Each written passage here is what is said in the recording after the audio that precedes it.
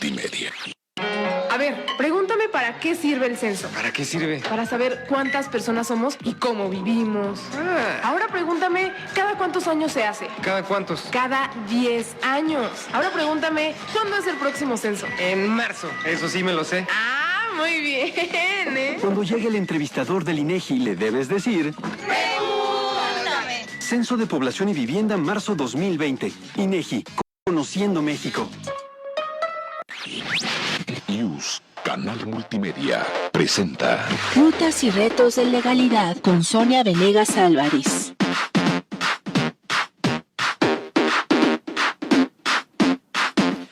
Muy buenas tardes a todos, bienvenidos a su programa Rutas y Retos de Legalidad, en donde les presentamos temas relacionados con la materia administrativa, derechos de los ciudadanos, justicia administrativa, entre otros. Hoy vamos a hablar de un tema súper interesante, la energía, el derecho energético, pues se aproxima también ya el 18 de marzo, que es una fecha por ahí emblemática para estos temas. No hablaremos del 18 de marzo, pero quise un poco hacer alusión a ello. Recordándoles que estamos transmitiendo en vivo desde Avenida Universidad 2219 a un costado de Ciudad Universitaria. Nos pueden seguir también a través de Facebook, en la página de Radio Yus o en la de Seminario de Derecho Administrativo, Facultad de Derecho, turno vespertino. Gracias, Anita. Para platicar sobre estos temas tan importantes, tan interesantes, pues tenemos a un invitado muy, muy especial, un perito en la materia, yo diría, y un gran amigo también. Además, docente en la División de Estudios de Posgrado, y déjenme comentarles que realmente artífice de la especialidad en Derecho Energético, el doctor Sergio Ampudia Melo. Buenas tardes, doctor. ¿Cómo estás? Gracias, Sonia, muchas gracias. Bien, muchas gracias, qué generosa. Pues bueno, normalmente como nuestro auditorio está integrado por académicos, tanto profesores como alumnos de distintas universidades, inclusive pues en América Latina, a veces nos han llegado comunicaciones que nos escuchan. ¿Nos pudieras dar una introducción de la materia energética y después platicarnos un poco sobre el derecho energético? Bueno, hoy sin duda la energía está en el centro de una discusión importante en la economía del país. Por razones de política energética, pues donde la actividad y prácticamente la política microeconómica coincide con la política energética que el presidente Andrés Manuel López Obrador ha postulado, pues la suerte que siga el abasto de la electricidad y eventualmente la exploración, extracción y refinación de petróleo, pues correrá también con la microeconomía. Hay temas que creo que vale la pena tocar sobre cierta, digamos, rispidez entre lo que es propiamente el marco jurídico como está actualmente concebido y la política energética, y habrá que resolverlo. Pero en efecto, el doctor Contreras Bustamante hace algún tiempo propuso el cambio de planes de estudio de la facultad para incorporar la especialización de Derecho Energético dentro de la propuesta o de la oferta académica de la UNAM, de la Facultad de Derecho, porque sentíamos que ya tenía el derecho energético atributos que lo hacían una rama prácticamente autónoma del derecho administrativo. Y que estaba demandando especialistas. Y demandaba especialistas. Fue un gran acierto. Demandaba una actividad profesionalizante, pero de entrada es una rama del derecho que nace o irrumpe en nuestro sistema jurídico de una manera categórica a partir de la reforma de diciembre de 2013 a la Constitución, que fueron 3 artículos nada más, pero son 21 transitorios con un entramado jurídico complejo que había que sistematizar para partir, dentro de una postura de análisis constitucional en el primer semestre y en el segundo ir deduciendo, las características propias de la electricidad y de los hidrocarburos. Los dos son energía, pero tienen condiciones distintas. La electricidad se produce y consume en tiempo real. Los hidrocarburos están sujetos a precios del mercado y entonces su lógica de apropiación cambia según las condiciones, de la geopolítica. Entonces había que, sistematizar ese conocimiento y ponerlo en una oferta académica donde la Universidad Nacional Autónoma de México, entrara ya de lleno a la revisión jurídica de ese campo. Como te decía, este campo se vuelve, autónomo prácticamente cuando en En agosto de 2014 se publican el mismo día en el Diario Oficial de la Federación 10 nuevas leyes y reformas a otras 12 leyes federales. Y en octubre se publican 24 reglamentos. Es lo que, pues, coloquialmente podemos ubicar como la reforma energética dentro del marco de reformas estructurales que se dieron durante el gobierno pasado, Sergio. Sí, sin duda. Era otra la visión. Sí, yo siempre he eso sostenido que había que cambiarle la llanta al carro caminando. O sea, había que hacerlo todo muy rápido. Sí. Porque siento yo que no había, espacio para hacerlo de manera distinta. Hoy, sin duda, es una rama del derecho que tiene su propia autonomía en el derecho mexicano, tiene sus propias, visiones regulatorias y sus propios principios y valores. Como te comentaba, hoy encontramos que en el campo de la política energética hay ya algunas visiones que de alguna forma cuestionan el modelo como se concibió, que era la liberalización de la participación de la inversión privada en la economía, a efecto de permitir que se convirtiera en un campo donde las áreas estratégicas, que en hidrocarburos son exploración y extracción, que quedan reservadas exclusivamente al Estado, y en electricidad son distribución y transmisión de electricidad, quedarán, bajo la noción de servicio público.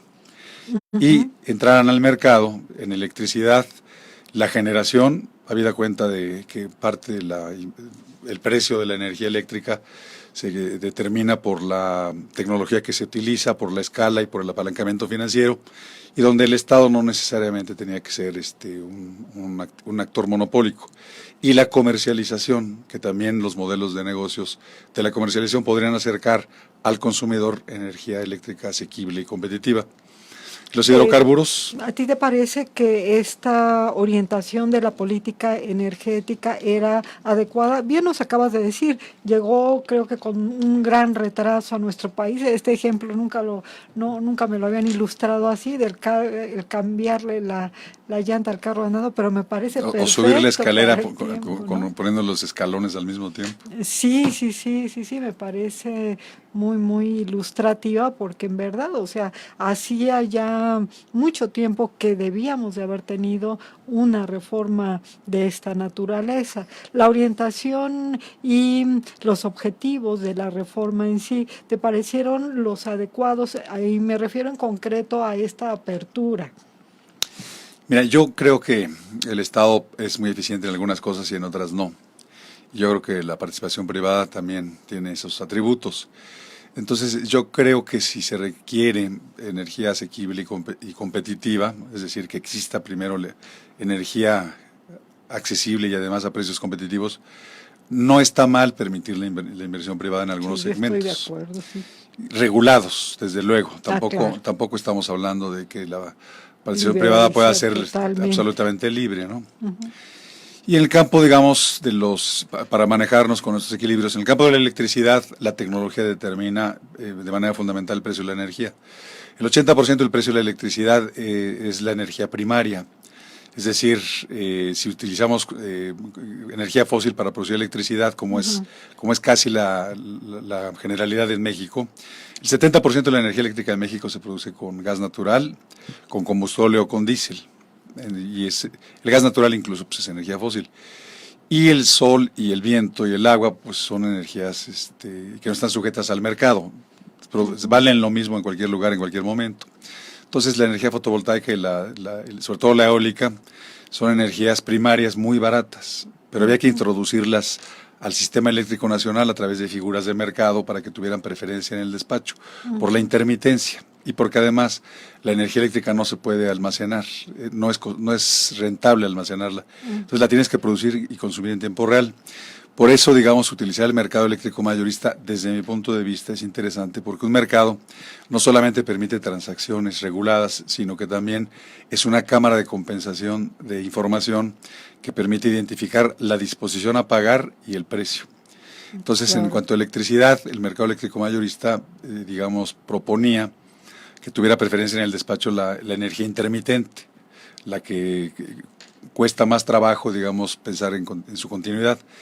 Y en hidrocarburos, pues el tema de la exploración y extracción siempre ha considerado que el hidrocarburo es de la nación Ujú, sí, no de Pemex. No, También habría que aclarar la Constitución es muy clarita en que ese es sentido, de la ¿no? nación. Entonces, tampoco se puede confundir, digamos, los derechos de propiedad del hidrocarburo con la empresa productiva. Es de la nación. Por eso claro. paga regalías importantes que se les llama DUC, derechos de utilidad compartida, que son muy onerosos. Bueno, es correcto. Pero el hidrocarburo es de la nación. Sí. También ahí se requería tecnología, sobre todo para aguas profundas sí. y ultraprofundas. Sí, totalmente. Por darte un dato, un pozo de exploración en tierra vale más o menos 17 millones de dólares. En aguas ultraprofundas vale 250 millones de dólares, pero llevas todo el riesgo de no encontrar nada. Sí, Entonces yo creo que se puede inclusive contribuir. Ya habíamos tenido la experiencia en el caso de Pemex, ¿no? De haber tenido situaciones fallidas en donde había llevado a cabo este tipo de exploración y al final no encontrar nada, ¿no? Pues porque las formaciones, digamos, hidrocarburos, pues, requieren de mucha exploración y eso es muy caro dentro del proceso, dentro de la cadena de valor del hidrocarburo. Sí. Pues no solamente es llevarlo como gasolina al público, sino parte desde la idea de la exploración. Sí. Y entonces los contratos de exploración y de extracción implican inversiones importantes. Perdón que me bajé un poquito, pero atendiendo a nuestro auditorio, ¿pudieras explicarle dentro de qué entendemos por cadena de valor en el caso de, muchas gracias por sobre preguntarlo, todo, por ejemplo, la energía Mira, eléctrica? Antes de la hidrocarburos? reforma energética privaba la idea del servicio público. O sea, cuando hablabas de electricidad, tenías que hablar del servicio público de electricidad. No había diferencia entre generar, transmitir, distribuir y comercializar. Simple y llanamente se consideraba que el servicio público ameritaba una actividad del Estado. Tú lo sabes muy bien, eres directora del seminario, que es una actividad, digamos, permanente, continua e ininterrumpida. Regular. Entonces, en esa tesitura, las energías renovables o limpias, como ahora se le conocen, tienen el problema de la intermitencia. Por eso era difícil, digamos, imaginar que CFE pudiera invertir en eso cuando había fuentes más permanentes de energía como son las fijas, como es el gas natural. Tú con gas natural tienes 24 horas, 7 días a la semana, 365 días del año. El sol y el viento no tienen palabra de honor. Sí, exactamente. Por eso la idea de servicio público en cierto sentido pugnaba con la digamos, la parte de tecnología, que es una realidad. La fotovoltaica hoy es la más barata del mundo. En 30 años, digamos, de desarrollo de fotovoltaicas ha bajado infinidad de veces su precio. Hay un postulado que se llama Ley de Swanson que dice que cuando se duplica el uso de energía fotovoltaica, cuando se duplica, baja el precio, 20% el precio del valor de la celda. Entonces quiere decir que con 1 metro cuadrado de celda fotovoltaica puedes producir más electricidad, o sea, a menor costo, bajo la premisa de que la fotovoltaica es gratuita. Y además México tiene una tasa de irradiación en promedio de 5 kilowatts hora por metro cuadrado, que es de las más altas del mundo. Hay lugares que tienen hasta 7. Y bueno, aquí, a mí me surge una pregunta como muy natural, ¿no? ¿Por qué si ha bajado el costo de producción, las tarifas no han bajado? Yo creo que esa es una buena pregunta. Yo siempre pensé, honestamente, que sí era la ruta, pero no puede ser tan rápido. Porque para, digamos, convocar inversionistas privados tenías que mostrar un precio interesante. El inversionista tenía que mostrar un retorno de su inversión y de una ganancia que le pudiera parecer atractiva. Claro, y eso no podía ser tan rápido. Ya con el tiempo y con un mercado adecuadamente regulado, la competencia haría su trabajo. Y yo creo que ahí es fundamental la CFE porque tiene una capacidad instalada importante. Como sucedió, comparándolo un poquito con el ámbito de las telecomunicaciones, es correcto. ¿no? De la telefonía celular. Pues que así era el celular, yo recuerdo, ¿no? El celular era carísimo, te cobraban por fracción de minuto, si te hablaban pagabas, si tú hablabas pagabas. Los planes eran obligatorios por determinado tiempo, etcétera, ¿no? Entonces, pues también en materia energética pudiéramos estar pensando que pudiera ser un objetivo, ¿no? Mírate, ahorita que lo mencionas, yo creo que esa fue, digamos, la causa de que las cosas funcionaran con la telefonía celular. El precio bajó. Al final del día, ya cuando se liberalizó el mercado, y ya no solamente había un oferente, Entonces la competencia permitió que bajara el precio. Pero al principio era carísimo, había 2 oferentes, tú recordarás. Sí, claro. Y los dos igual, bueno, uno tenía más infraestructura que el otro, pero la verdad es que era carísimo el minuto y comprabas planes, tú recuerdas, de Take It or Pay It, y nomás estabas viendo a ver cuánto te habías gastado y no te fueras a pasar porque era más caro, en fin, eso ya no ocurre. Yo creo que con las tarifas eléctricas a mediano plazo es posible que ocurra lo mismo. Ojalá, ¿verdad? Aunque yo creo que ya el mercado se está orientando hacia la generación distribuida, es decir, que cada quien produzca y consuma su energía. Yo creo que las grandes escalas ya no son para esto, porque es más confiable que tú produzcas y consumas tu energía. Los paneles son baratos. Ahorita me frecuente Inclusive escuchar. a nivel doméstico y a nivel comercial. Cuando pagas más de 5,000 pesos de energía eléctrica por bimestre, ya te conviene pensar en fotovoltaicas. Sí, ya de alguna forma es competitivo. No lo era hace 4 años, 5 años ni lo pensabas. Hoy yo creo que ya es competitivo.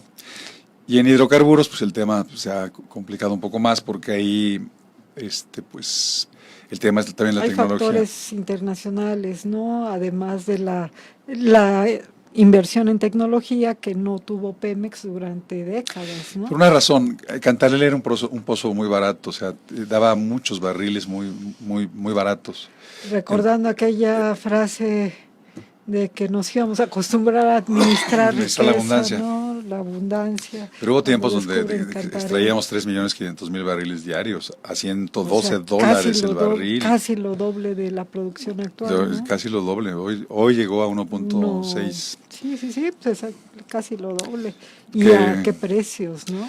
Bueno, bajó el precio a $39. Bueno, no, ¿a qué precios? Cuando $112 en ese tiempo, el barril. Sí, todavía recuerdo que en el sexenio de Fox llegó a estar hasta 100. 112. Sí, en ese 112. sexenio. Sí, muy alto. La Y pregunta es ahorita dónde se quedó, ¿verdad?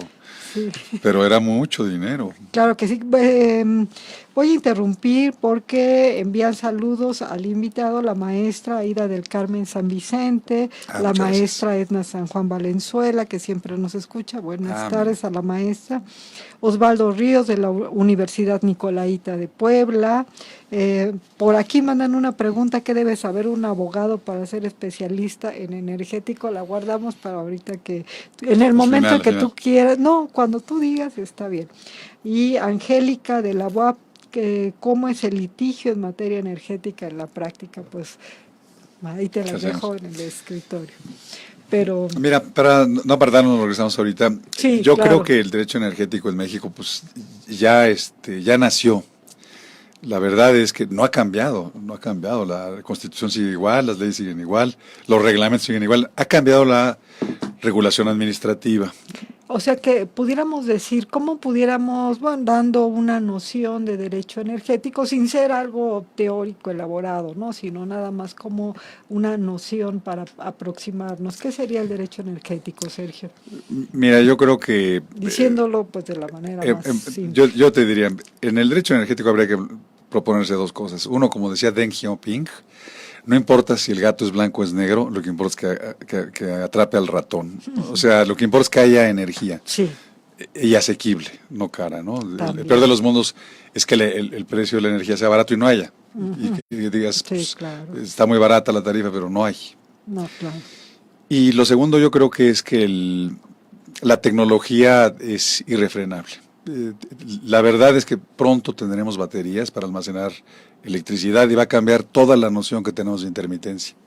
O sea, si ahorita lo que no gusta es que no salga el sol y no tengas energía eléctrica, aún suponiendo que hay fotovoltaicas de mucha eficiencia, pueden identificar y aprovechar fotones, aunque esté nublado, hasta lloviendo pueden. Eso no es problema. Qué interesante, pero no sabía. Es que la tecnología lo tiene. Alemania ya quisiera tener nuestra tasa de radiación y mucha parte de su energía es fotovoltaica. O sea, es un tema de tecnología. Entonces, pero lo que sigue, que es almacenar, cambiaría nuestra noción de intermitencia, que es la que no gusta en el servicio público. Tú lo entiendes bien. Sí, Tú no puedes claro decir, ¿qué creen? No hay luz porque pues, no salió el sol. No lo puedes decir. Entonces siempre vas a tener energía de respaldo, pero si la energía de respaldo te la da la batería, ya ahorita hay baterías de vanadio 4 y 5, que son procesos físico-químicos, que las celdas eléctricas te dan un aprovechamiento respetable. El tema de las baterías no es que no haya, es que la eficiencia de almacenamiento no es mucha. No es suficiente, de alguna forma no te para... devuelven toda la energía que cargan. 1 y 2 todavía no son escalables comercialmente a escalas atractivas, pero ya se trabaja con vanadio, ya se trabaja con litio. Habrás leído y seguramente estarás enterada que el del litio ya le llaman el oro blanco, Sí, también. por las posibilidades que tiene respecto a las baterías. Pero bueno, lo que es que en el día a día va a cambiar el almacenamiento de la vida como la entendemos. En el día almacenas y en la noche utilizas, dices, entonces ya no necesito energía de servicio público. Pues no, No, no. Si las reglas de acceso te lo permiten. Si hay sobreregulación, sería otra cosa. Pero hoy estoy hablando que todavía se puede. Y en el tema de los hidrocarburos, yo creo que también los carros van a lo eléctrico. Esa es la verdad. Se está electrificando la economía y la verdad es que los temas de los hidrocarburos, sobre todo por su relación con el tema climático, ya no son tan sexys. No, y además pues al ser recursos no renovables, pues también tienen de algún modo subyace el tema del agotamiento en algún momento. Tarde ¿no? o temprano eso se va a acabar. Digo, hay petróleo para 40 años, pero... En el mundo será. En el mundo. Porque en México yo creo que quién sabe, ¿no? Pues en México, Para no México, sabemos. ¿para cuánto tiempo habrá petróleo en caso de que siga teniendo la misma demanda? Mira, yo creo que en aguas profundas hay yacimientos importantes. Sí. Ya hay yacimientos importantes. Creo que todavía no tenemos la información suficiente, pero acuérdate que las reservas se dividen en 1P, 2P, 3P. La diferencia es, 1P es que tienes 90% de posibilidades de aprovecharla comercialmente. 2P es que tienes el 50% de posibilidades y 3P es que tienes el 10% de posibilidades. Ahora, eso depende del precio, porque si el precio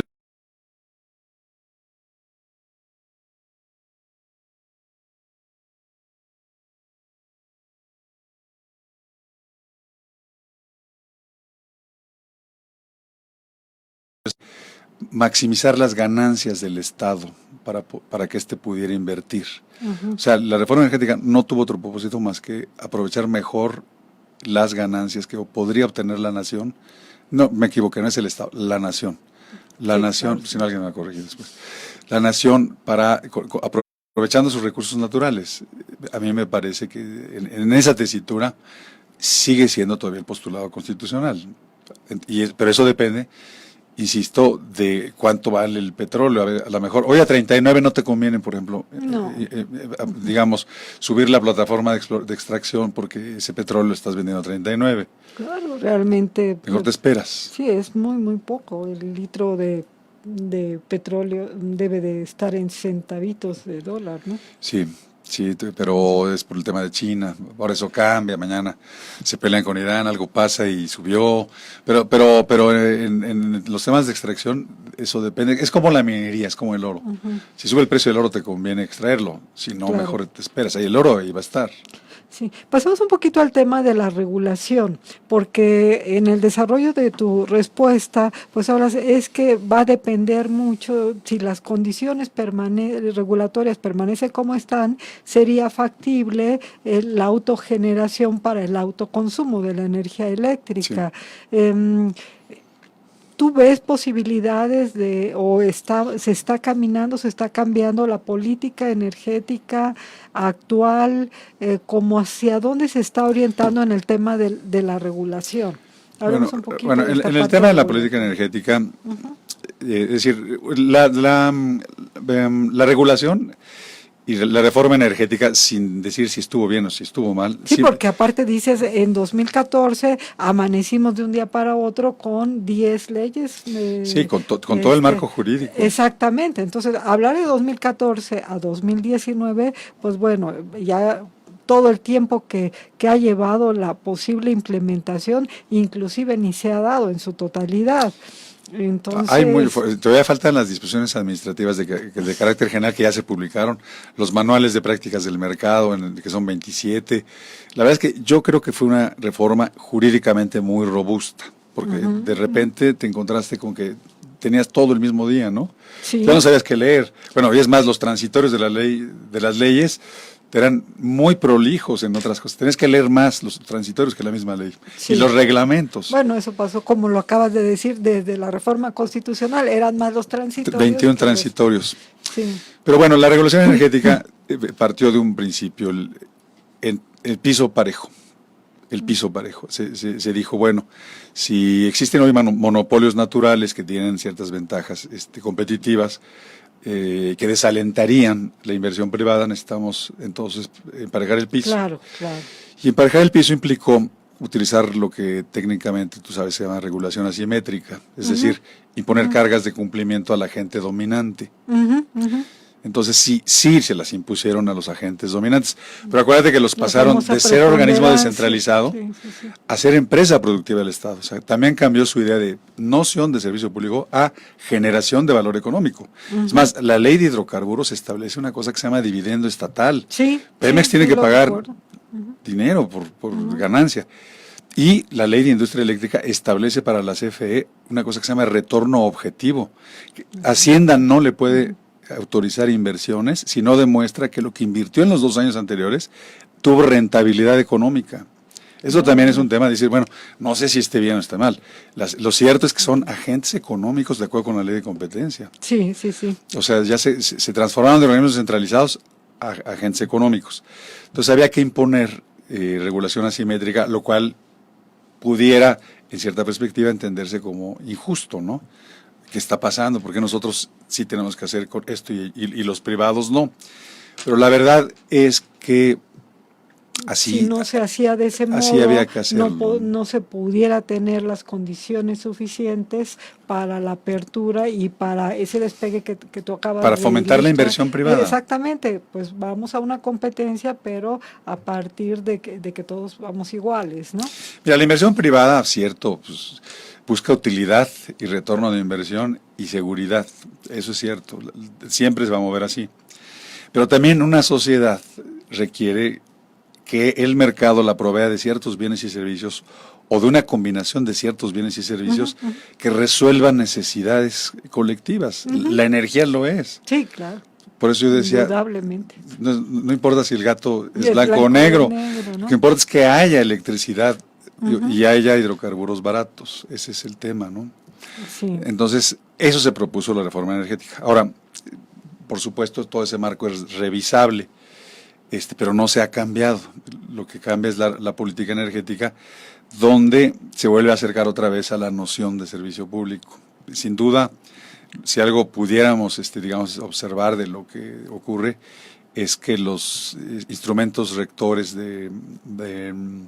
y de planeación, tanto de hidrocarburos como de electricidad, parten ya hacia la idea de que CFE y Pemex se conviertan en agentes, digamos, dominantes en esto. Si hay recursos suficientes para hacerlo, sin duda lo harán. Si los recursos no son suficientes, el problema podría ser otro. Pero te voy a decir 2 cosas. Desde hace mucho se sabe que la demanda agregada de electricidad iba a crecer durante los siguientes 20 años 3%, simplemente por el crecimiento poblacional. Claro, tiene sentido. Lo cual implica una inversión de más o menos 125 mil millones de pesos en electricidad. Si hay eso, está bien. Claro, Si hay no, una oportunidad ahí, ¿no? De inversión y de crecimiento. Y en los temas de hidrocarburos, bueno, el tema sigue siendo distinto, ¿no? México requiere 1.100.000 barriles diarios de extracción para financiar el presupuesto de egresos. De crudo, de crudo. Porque hay que pensar que no es lo mismo a lo que vendes la gasolina por el tema del IEPS, que son ingresos importantes, sí. a lo que vendes el crudo, que son ingresos para la nación. O sea, puede ser mal negocio para Pemex vender crudo y no gasolina. Sí, claro, porque no estaría recaudando. Es correcto. ¿no? No estaría recaudando. Y pues bueno, todavía la dependencia del petróleo, entonces, desde el punto de vista de las finanzas públicas, sigue siendo significativa. Sí, lamentablemente sí. Si no se puede controlar o no se puede tomar una decisión de, por ejemplo, bajar la producción, es también un tema que afecta a las finanzas públicas. Mucho, mucho, pero bueno, el régimen financiero y fiscal de Pemex es muy complicado Sí, por todo lo que implica que pague el DUC, el derecho de utilidad compartida, paga impuestos especiales, ahora dividendo tan estatal. complicado que tenemos una ley de ingresos sobre hidrocarburos, sí. Un ordenamiento solamente, más las disposiciones complementarias, ¿verdad? Te interrumpo para enviarte saludos, Jos, el mejor profesor en materia energética, estamos de acuerdo.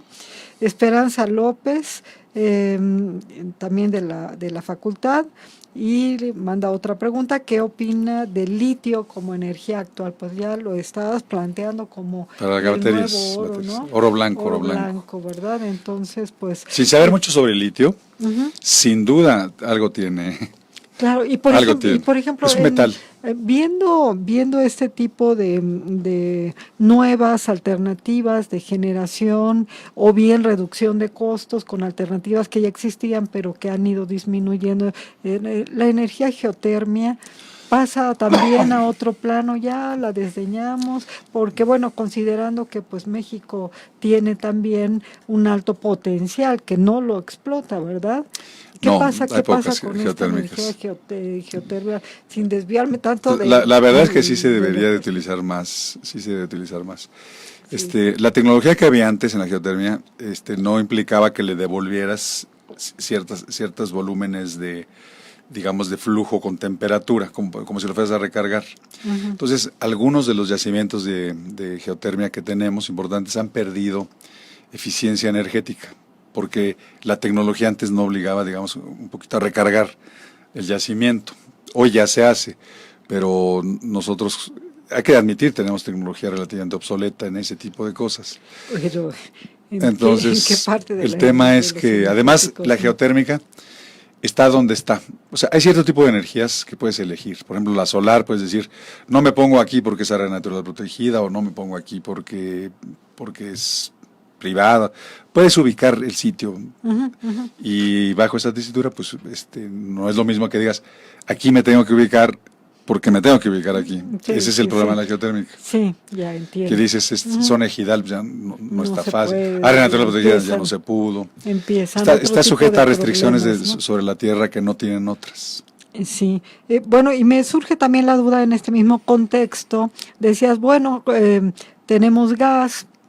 El gas es uno de los grandes soportes de la producción de energía eléctrica. ¿Cómo estamos exactamente en el tema del gas? ¿En manos de quién está este sector energético? Fíjate que tengo malas noticias. El 68% del gas natural que utilizamos viene de Estados Unidos. Sí, ¿verdad? Viene de Texas. Sí. Ahora, vaya en descargo de esto, que nunca ha estado tan barato. Está a $1.7 el millón de BTUs. Nunca ha estado tan barato. Entonces, producir electricidad con gas barato es electricidad barata. Eso es bueno. Eso es bueno. Ahora, ¿qué problemas de soberanía o de suficiencia podría representar? Pues bueno. Sí, claro. Pero digamos que el gas es muy barato porque lo están obteniendo por fracking en Texas. Okay. Entonces es un gas que tiene hasta valores negativos. O sea, nos lo podrían regalar porque sería cortesía de la casa. Sale el hidrocarburo, claro, que para ellos es tan importante. Hoy ya Estados Unidos es incluso superavitario en energía, no lo era. Más o menos produce 12 millones de barriles diarios de hidrocarburo con el fracking. Pero sale ese gas asociado, entonces lo tiene que vender. Y por eso nos lo vende tan barato. Ya casi te veo con la intención, se tienen que deshacer de él, y la manera es, ahí van los gasoductos, ¿no? Pues sí, digo, cuando dices, entonces, ¿por qué construimos 8,000 kilómetros de gasoductos? Dices, pues la apuesta fue que, ese tema yo sí diría, ahí tiene razón el presidente, o sea, ¿cómo es que decidimos meter 11,000 kilómetros si dependemos de la importación del gas? Yo diría que ahí va asociado. Mientras el fracking siga siendo en Texas, sí, entonces vamos a tener gas. Salvo que decidan hacer, como lo están ya anotando, plantas gasificadoras en el Golfo de México para exportar a Europa. Ahí sí se pondría feo porque subiría el precio del gas al que nos lo venden a nosotros. Claro. Porque lo podrían vender más barato en Europa. Sí, sí, lo pudieran, pues sí, vender. Pero el tema del gas natural sí es otro problema, nosotros lo quemamos, porque sale gas amargo.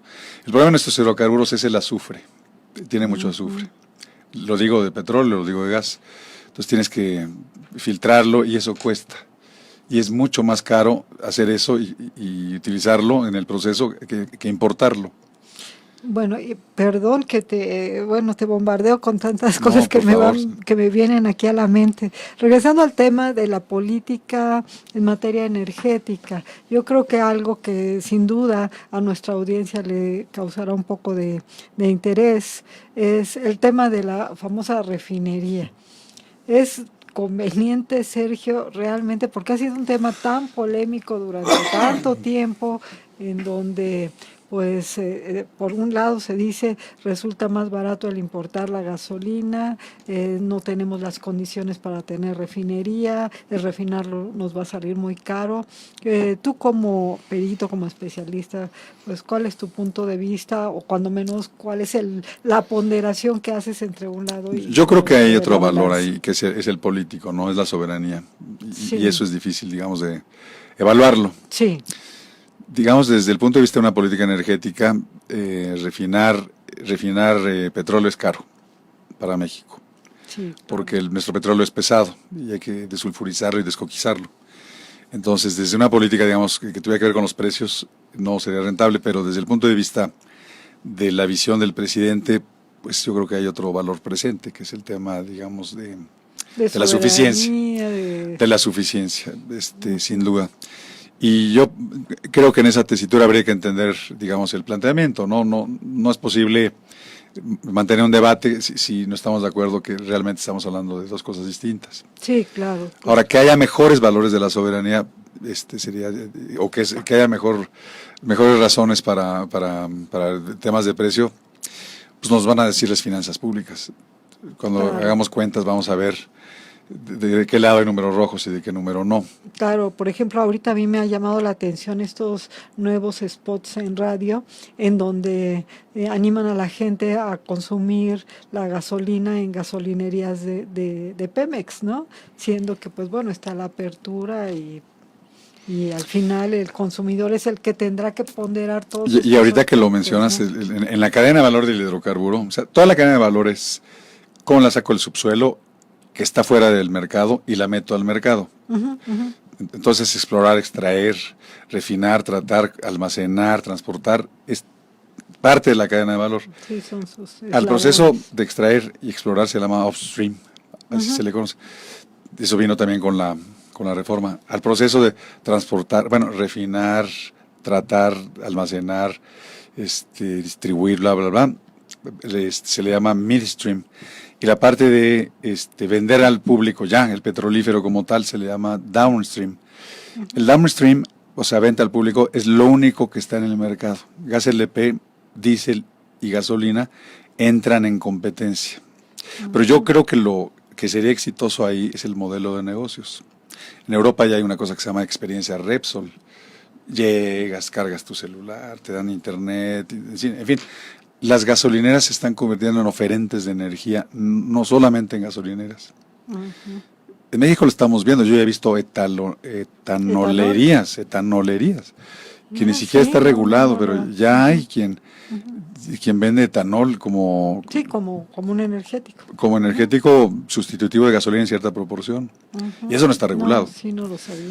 Pero así es esto, así dices, bueno, pues si le pongo 20% de etanol, 20% de gasolina, el litro de etanol vale 11 pesos, el de gasolina no, entonces me ahorro algo. Es decir, siempre funciona el tema.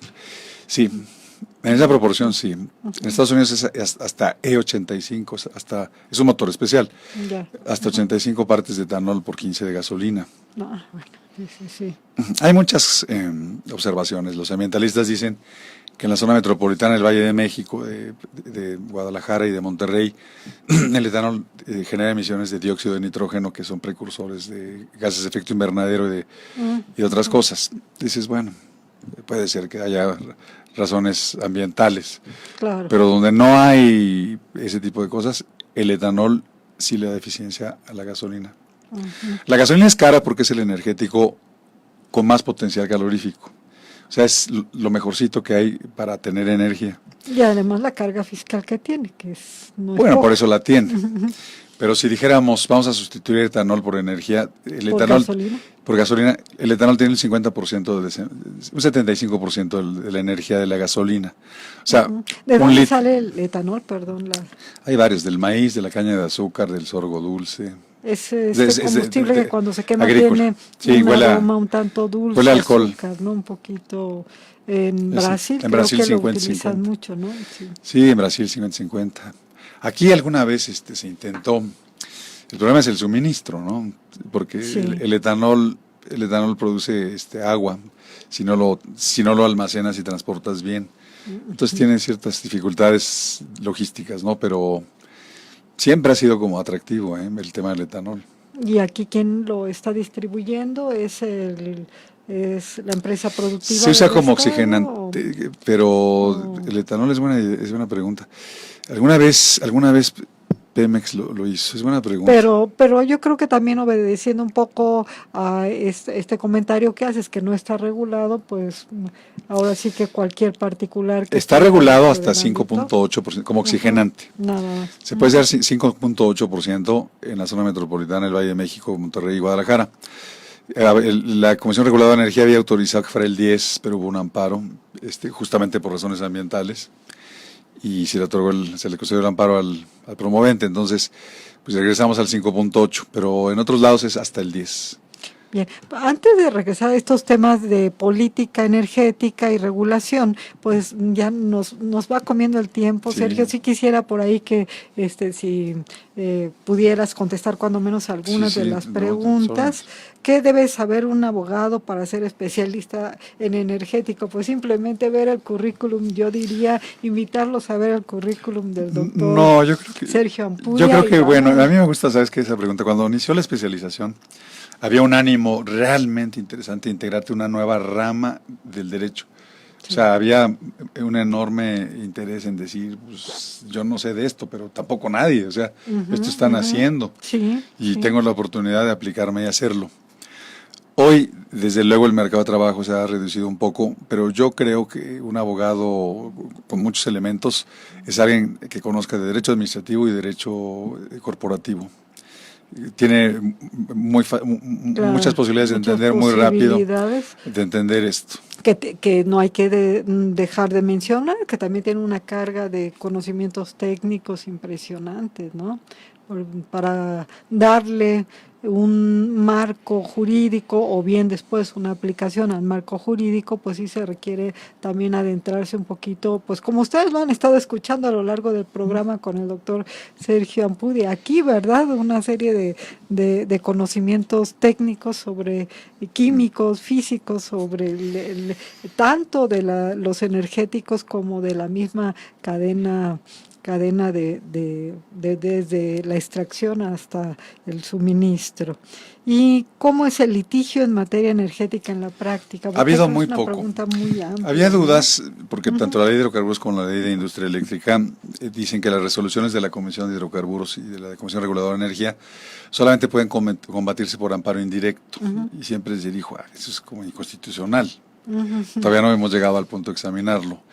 Para evitar que con recursos administrativos se retrasara una resolución que se consideraba de utilidad pública. Claro. Considerando que las resoluciones de ellos estaban inmersas en la lógica del mercado, ¿no?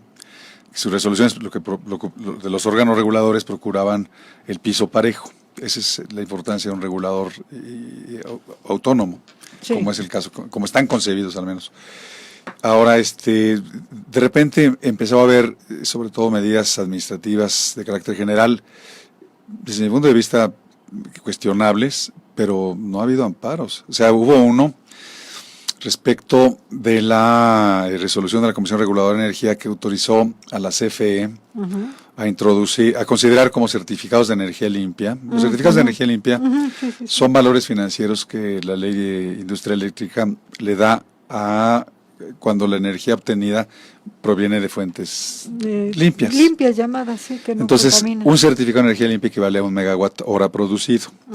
Entonces, tú producías 100 megawatts hora, tenías 100 certificados. y esos tienen valor de mercado, se cotizan según la oferta y la demanda, sobre todo porque hay obligación de adquirirlos. Que ese Este también año es todo un tema, ¿verdad? es todo un tema. Mercado financiero. Pero este año fue al 7.8 como obligatorio para adquirirlos a los suministradores calificados, los usuarios calificados, o sea, los que consumen más de 1 megawatt hora al mes. Entonces, esa obligación hacía rentable e interesante el mercado, porque si me van a comprar lo que yo estoy generando, Claro. sin que esté involucrado el costo de producción, pues entonces para mí es un valor financiero que está relacionado con mi retorno de inversión y con mi horizonte de planeación financiera. Yo había pensado que con ese dinero podía pagar más rápidamente mis créditos, en lo que haya sido. Entonces, la Comisión Reguladora autoriza a la CFE, y bueno, pero además la ley en su momento, de manera expresa, excluye a cualquier central eléctrica que se hubiera construido antes de 2014. O sea, todas las que conocemos ya no entraban. Sí. De repente cambia eso y dicen, no, los certificados de energía limpia también pueden ser los que provienen de hidroeléctricas, de las centrales nucleares, de la central nuclear de Laguna Verde, del CFE. Pero eso introdujo 69 millones de certificados al mercado eléctrico mayorista, lo cual hacía que todos los demás certificados se desplomara su valor. Hubo 6 amparos sobre eso, y entiendo que prosperaron. Es un litigio.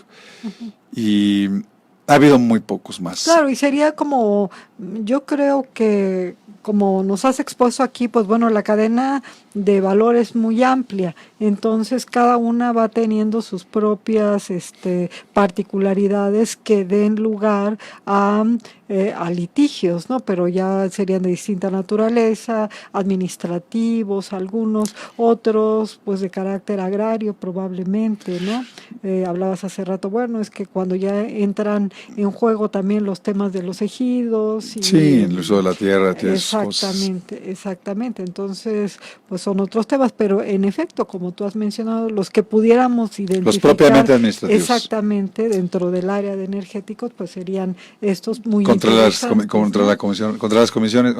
los órganos reguladores coordinados. Claro, y supongo que en este caso a quienes invierten en estas áreas, pues no les resulta muy atractivo andar en juicios, ¿no? Porque simplemente pensar en una posible suspensión, en cuánto tiempo se pueda llevar.